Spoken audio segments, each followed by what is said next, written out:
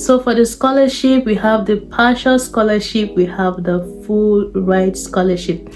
The partial scholarship may be Hello guys, welcome back to my channel.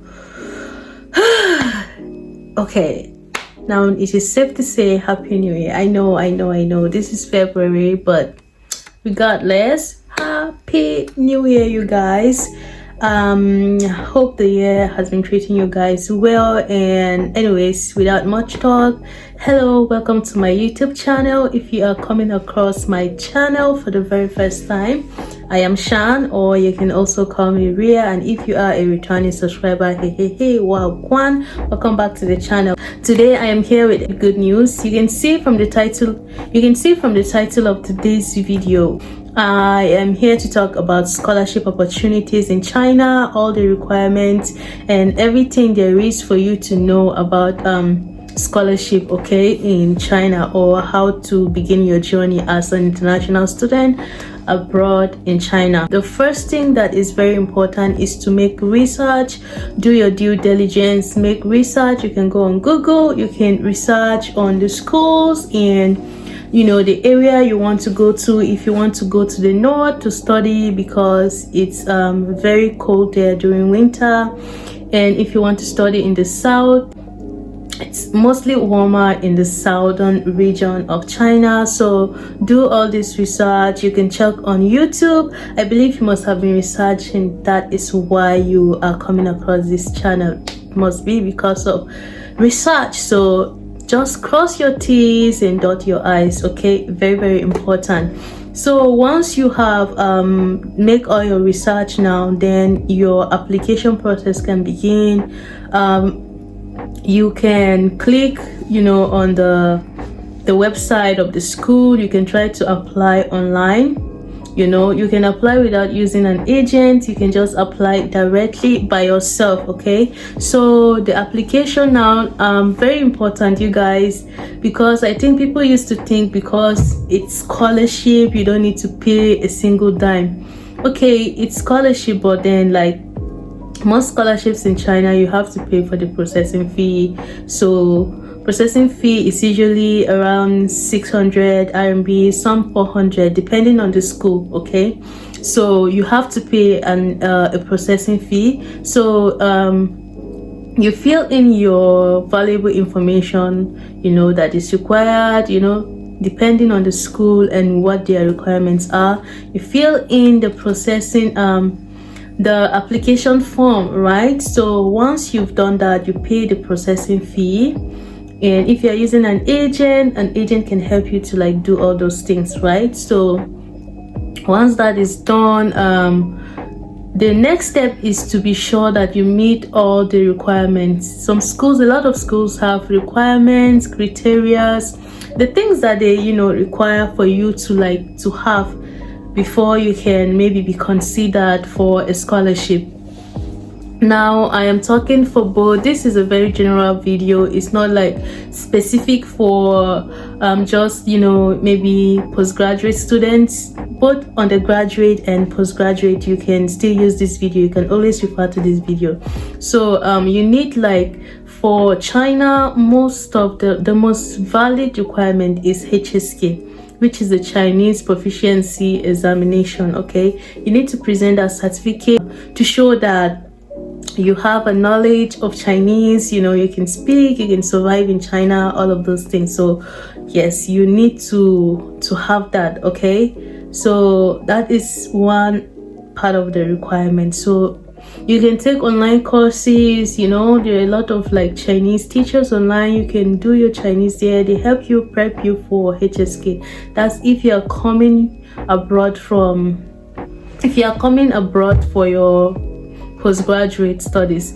But for undergraduates, every school for the first year you have to study Chinese. It's mandatory. It is mandatory. How's the word? Okay, you have to study Chinese. It is a requirement. You have to study Chinese for 1 year. After 1 year studies, then you can write the exams. So they require maybe HSK 3 depending on your school, HSK 4, some require 5 and 6 maybe for PhD and all of that. So you have to present them with that, and then you can proceed with your major. That's for undergraduate. But for that, it is a necessity. Okay, it is a need. You have to provide that. So once that is done, after you've met all of the requirements, there are other requirements that just depending on the school they will ask you. So you make sure you check all the requirements word by word, reading between the lines. Don't skip anything, and yeah, so you don't make any mistake. The next thing is the application documents. Yes, there are a list of documentation you need to have and put them together because the school is going to ask you for them. So and one of those documents is your international passport. I know your passport is very important. Even before you even fill in the application form, they will ask you in the application form, you input your passport number, your passport name, everything. Your passport is your identity, in case you are not aware of that. Before you open a bank account, you need your passport. You want to book the train, you need your passport. You want to, anything you want to do, basically, you need that passport. To open your WeChat, link your bank card and all those things, you need your passport. So your passport is of importance.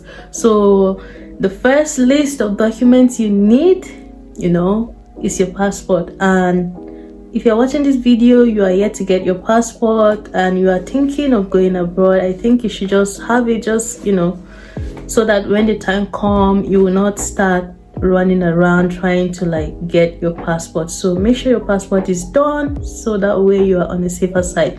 That being said, the next things you may be needing, list of documents they may ask, is the medical exam, just to ensure that you are in a healthy state, that you are really healthy. So they require your medical exam. You go to the hospital, get a medical exam, and scan the result and all of that.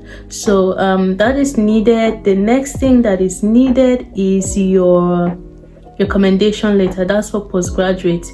You need a commendation letter, but some schools for undergraduate, they also require you to have, to bring a recommendation letter. So you go to your teachers, your lecturers, your professors that you're very, familiar with, they are used to you, and you're kind of, you have a good rapport with, so you can ask them to help you and write a very good and an outstanding recommendation letter, because that also gives you, an added edge when they are trying to check all your documents to consider you. So a good recommendation letter can go a long way.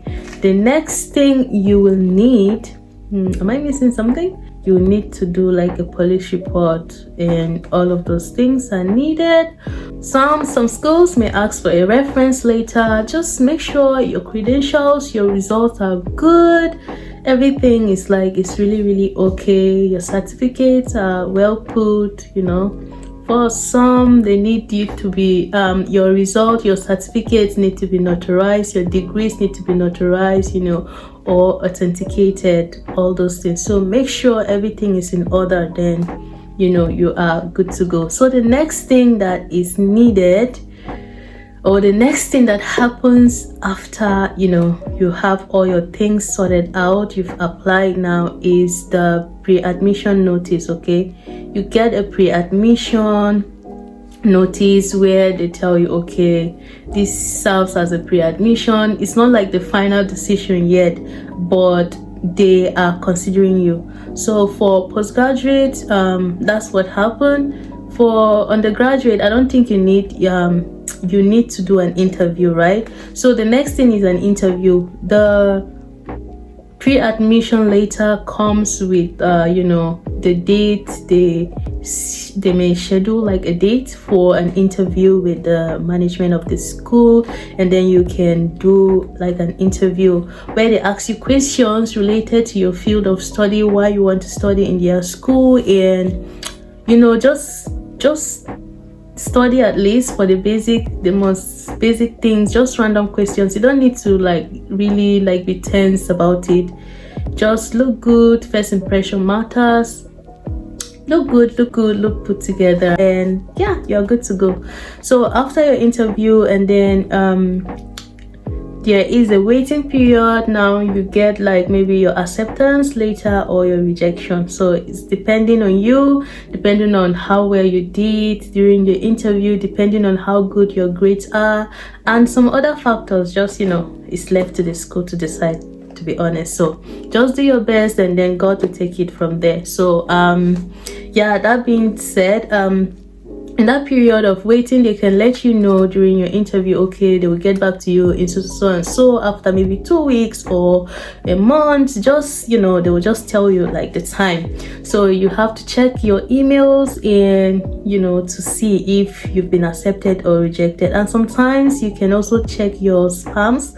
Some important mails can just get lost in the spam, so be sure to check that. Okay, so just a side note, the requirements for postgraduates and undergraduates may vary a little bit, but not so much, to be honest. So so for the scholarship, we have the partial scholarship, we have the full ride scholarship.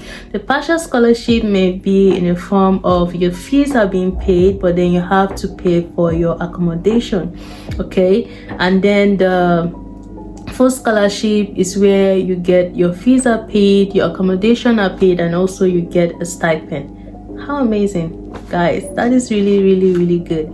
I mean, you can just chill, you get your stipend, you use it for feeding, and everything is set. So yeah, and then guys, again, I'm going to say, because it's a scholarship doesn't mean everything is free. When you come to China, when you arrive, you have to do a lot of other things. You pay for your visa fee, you pay for insurance, you pay for your health, your health examination, because you will need to make another one. So all those things, the school is not going to like take care of all those things for you. You need to pay with your own money. And in respect to this video, guys, if you need an agent, you need help to secure an admission, looking for scholarship, you're confused, you don't know how to go about it, I'm going to drop a business WhatsApp number at the number, and then I can help you, because I do work with some agents to like help people secure admissions and scholarship opportunities. So I think this may also be like a way to help you. So check the description box, I'm going to drop the number there.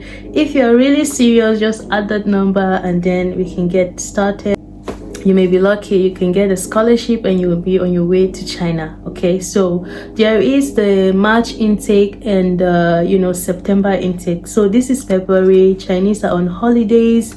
Once the holiday is over, they are back to business, they are back to work. So if you cannot make it for the March resumption or March intake, I think it buys you enough time, to be honest, for against September. So you can put all your documents together, apply now, and then if you cannot make it in March, you can still defer your admission and then you come in September. At least it gives you enough time for preparation and other things. So make sure you take hold of this opportunity, and please, you guys, this video may be helpful to somebody, your friend, your family member, anyone. You can save the video, you can share the video to other persons, and I will see you guys in my next video. Okay, bye.